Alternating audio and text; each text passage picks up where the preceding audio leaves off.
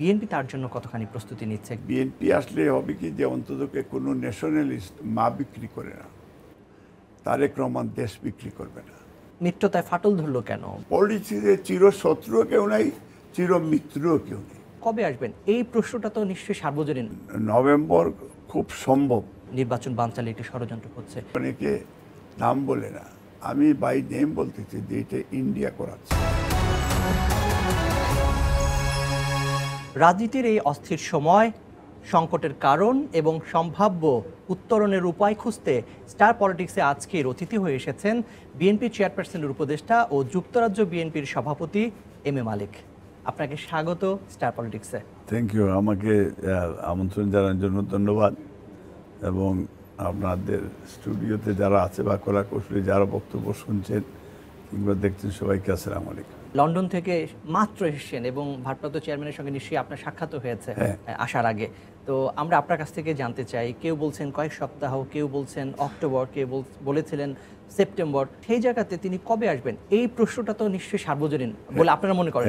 এটা আমরাও মনে করি যে এটা দেশের মানুষ ওনার জন্য অপেক্ষা করছে, দলমত নির্বিশেষে মানুষের মনে করে যে, এবং ওনার অনেক কারণেই, কারণ উনি he is a waiting prime minister, সত্যিকার জনগণ মনে করে, আমরাও মনে করি। তো সেই হিসাবে ওনার আসা খুবই জরুরি বাংলাদেশের জন্য। এখন এক্স্যাক্টলি ডেটটা আমি ওনাকে সত্যিকার অর্থে আমিও জিজ্ঞেস করে নিই, তবে আমি যে যতটুকু ফিল করছি নভেম্বর খুব সম্ভব, যে 7ই নভেম্বর আমাদের জন্য একটা ঐতিহাসিক, জাতির জন্য একটা ডে। এখন এটা এখনও আমার মনে হয় যে যদি এটা উনি দেশে এসে এইটাকে জাতিকে অ্যাড্রেস করে এই উপলক্ষে, তাইলে এটা সবচেয়ে ভালো হবে, মানুষ উজ্জীবিত হবে। আমি যদি জাহিদ ভাইয়ের বক্তব্য নিয়েও যদি বলি যে কয়েক সপ্তাহ, তাইলে কয়েক সপ্তাহের মধ্যে নভেম্বরটাই পড়ে। আসার আগে তার সঙ্গে সবশেষ কবে দেখা হয়েছে কিংবা আমি আসা আগের দিনই দেখা করে আসছি। আমি আসছি গতকালকে, আমি শনিবার দিনই আমি ওনার সাথে দেখা করছি। কারণ এটা তো আমার দেশের বাইরে আসলেই ওনার সাথে সাক্ষাৎ করে আসছি, বিকজ যেহেতু উনি চেয়ারম্যান, আমাদের অ্যাক্টিং চেয়ারম্যান, আমি যুক্তরাজ্য বিএনপির প্রেসিডেন্ট এবং চেয়ারপারসনের উপদেষ্টা, সেই হিসাবে আমি অফকোর্স আমি ওনার অপিনিয়নের বাইরে কোনো সময় বা উইদাউট পারমিশন কোথাও যাই না। আপনাদের তরফ থেকে কিন্তু এই শঙ্কা আপনারা প্রকাশ করেছিলেন, আগেও করেছেন, যে নির্বাচন বানচালে একটি ষড়যন্ত্র হচ্ছে। তো যদি নির্বাচনকে, এই যে প্রত্যাশিত নির্বাচন, একে বানচালের এই ষড়যন্ত্র হতেই থাকে, মানে বিএনপির তরফ থেকে আপনারা এটাকে কীভাবে মোকাবেলা করবেন? বিদেশি শক্তি বলে এটা ডিপ্লোম্যাটিকলি অনেকে নাম বলে না, আমি বাই নেম বলতেছি যে এটা ইন্ডিয়া করাচ্ছে। এবং আমি জানি যে এটাতে আমার অনেক কষ্ট হয়, আমার ক্ষতি হয়, কিন্তু সত্যকে সত্যই বলতে হবে। এবং সেখানে হাসিনা বসে আপনার বিভিন্ন দেশে টেলিকনফারেন্স করছে এবং তার বিভিন্ন এই যে অবৈধ টাকাগুলি এটা বিভিন্ন জায়গায় ডিস্ট্রিবিউশন করছে, এটা থ্রো র। আপনারা এই ষড়যন্ত্র মোকাবেলা করবেন কিভাবে? জনগণ এবং সেনাবাহিনী, এখনও সেনাবাহিনীর মাঝখানে অনেস্টি আছে, এমনও নাহলে সেনাবাহিনী অনেক আগে ক্ষমতা, ওই দিন ক্ষমতা নিতে পারত। তো বাংলাদেশের সেনাবাহিনী আর জনগণ যদি ইউনাইটেডলি যদি ফিল করে, তাহলে কে আসলো কে না আসলো, কে কী করলো, এটা নিয়ে আমার মনে হয় না কোনো মাথার ব্যথার কারণ। আপনি শেখ হাসিনার কথা বলছিলেন, আপনাকে তো 2023 সালে শেখ হাসিনা চায়ের দাওয়াতও দিয়েছিলেন। হ্যাঁ, বিএনপি রাজনৈতিকভাবে দেশে বলেন আর বিদেশে বলেন ফেস করার মতো আওয়ামী লীগ 7 বার জন্ম নিতে হবে।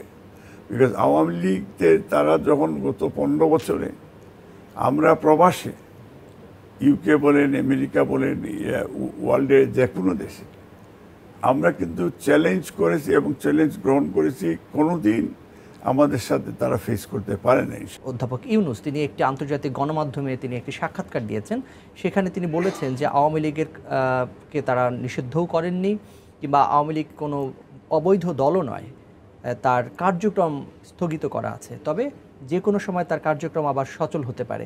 তোমার ডক্টর ইউনূস সাহেব হন আর আপনি হন আর আমি হই, এই রায় দিতে পারবেন না।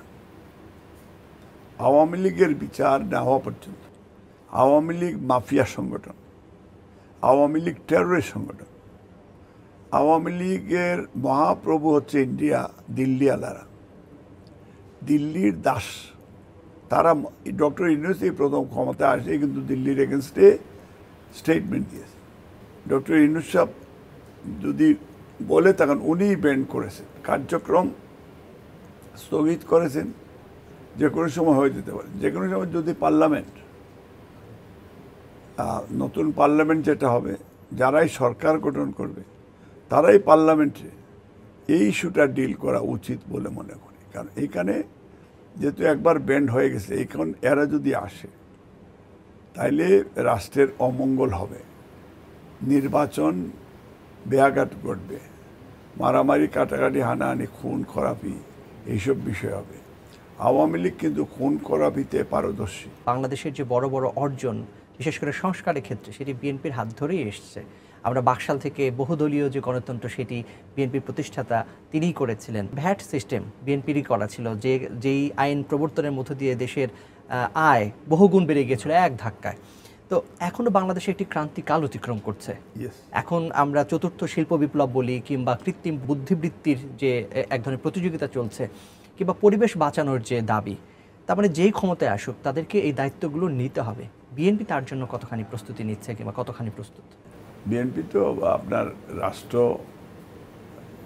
কাঠামোর বিষয়, মেরামত করার বিষয়, এটা ৩১ দফার ভিতরে কিন্তু টোটাল মেনশন করা হয়েছে, এবং কিভাবে রেইনবো নেশন বিল্ড করবেন, এবং আইনের শাসন থেকে শুরু করে, এডুকেশন থেকে শুরু করে, হেলথ সিস্টেম, মানে প্রত্যেকটা সেক্টর কিন্তু ক্লিয়ার।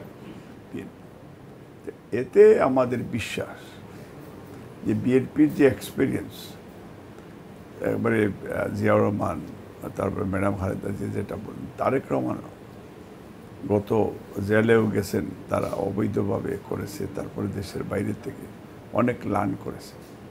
আমাদের বিশ্বাস ইনশাল্লাহ আমরা সবচেয়ে ভালো রাষ্ট্র আমরা উপহার দিতে পারব। এই যে তত্ত্বাবধায়ক সরকার ব্যবস্থার যে এত দাবি, যে এত সংগ্রাম, এটি তো বিএনপি প্রবর্তন করেছে, এবং আবারও বিএনপি পাওয়ারে আসলে, এবং এটা আরেকটা জিনিস, কোনো সরকার কিন্তু বলেনি, উনি বলেছে তারেক রহমান কেউ প্রাইম মিনিস্টার 2 টার্মের উপরে হইতে পারে।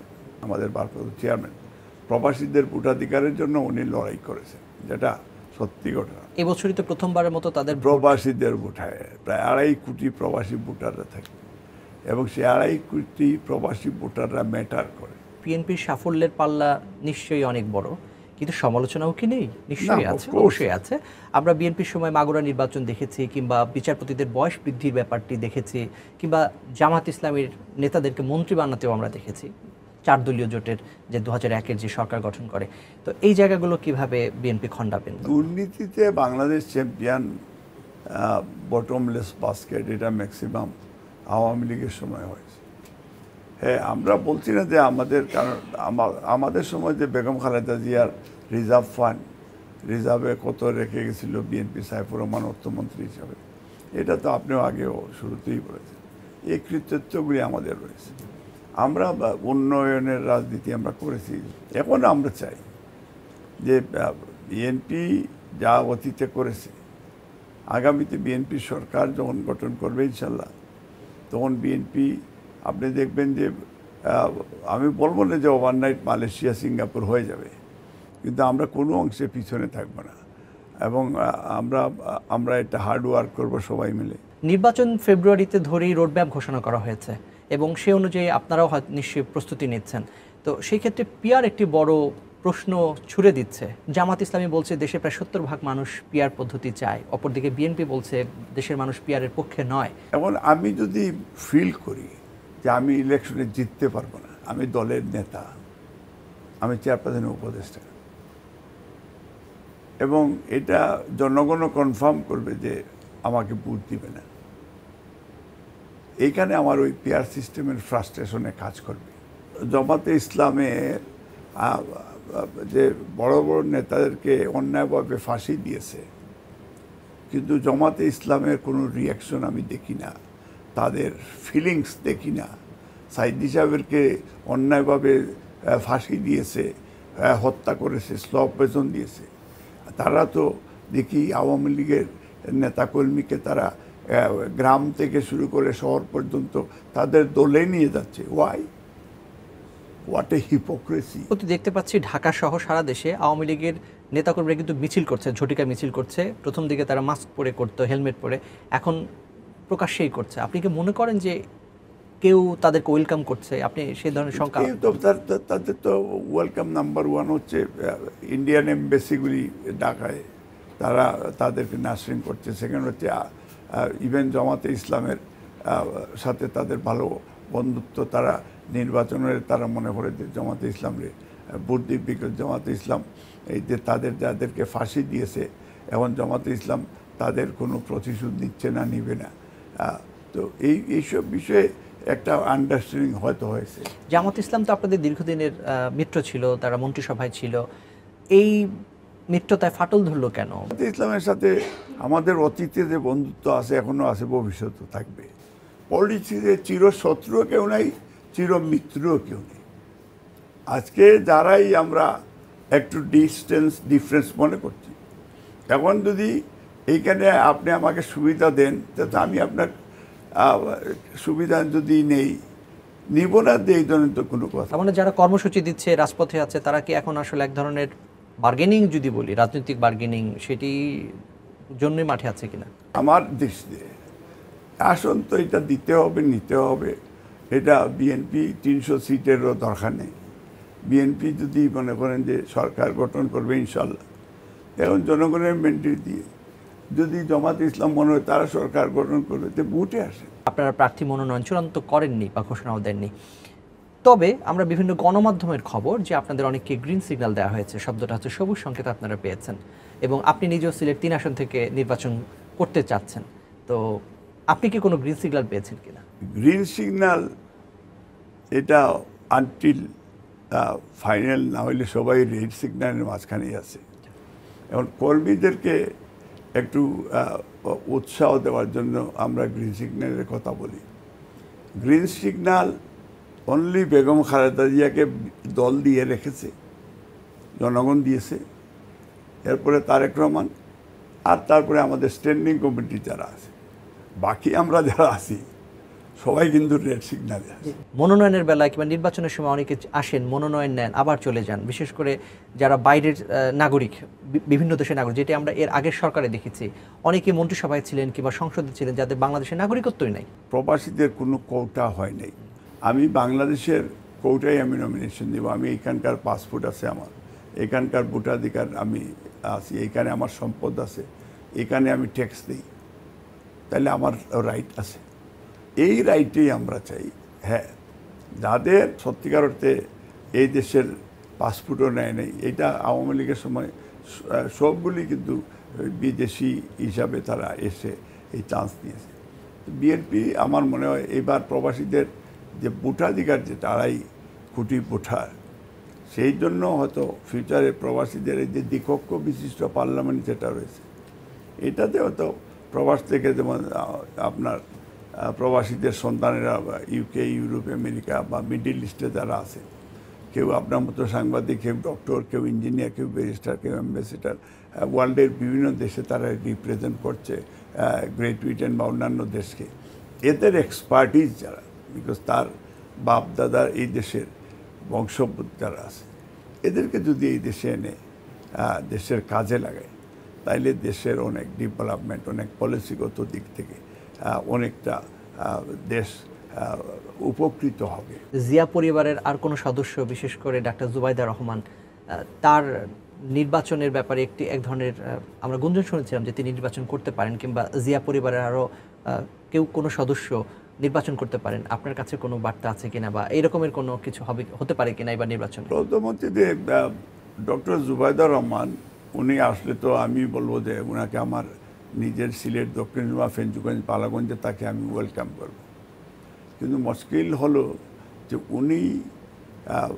উনি দেশের এই পলিটিক্সে ওনার সাথে এই ধরনের কথা হয়নি আমার, এবং উনি ইলেকশনের ব্যাপারে আমার মনে হয় না ইন্টারেস্টেড আছে।